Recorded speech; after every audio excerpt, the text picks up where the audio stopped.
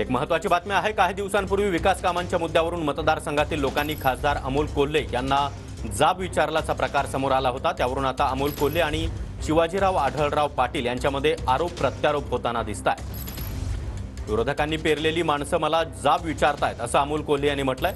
तर आढळरावांकडून रडीचा डाव सुरू आहे अशी टीका देखील अमोल कोल्हे यांनी केली आहे। तर खालच्या पातळीची कामं मी करत नाही अशा शब्दांमध्ये आढळराव पाटील यांनी अमोल कोल्हे यांच्यावर पलटवार केला आहे। कार्यकर्ते कुठेतरी पेरून ठेवायचे, त्यांना दोन प्रश्न विचारायला सांगायचे, पटकन तो व्हिडिओ शूट करायचा आणि सोशल मीडियावर टाकायचा।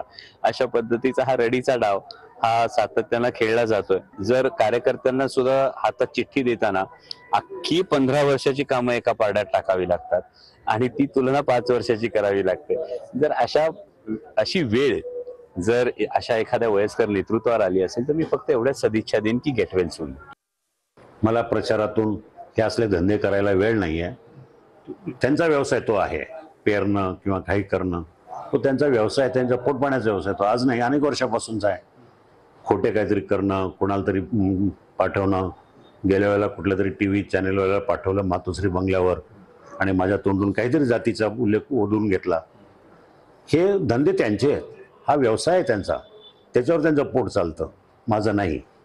मी अशा खालच्या पातळीवर जाऊन कुठल्याही प्रकारचं काम करत नाही।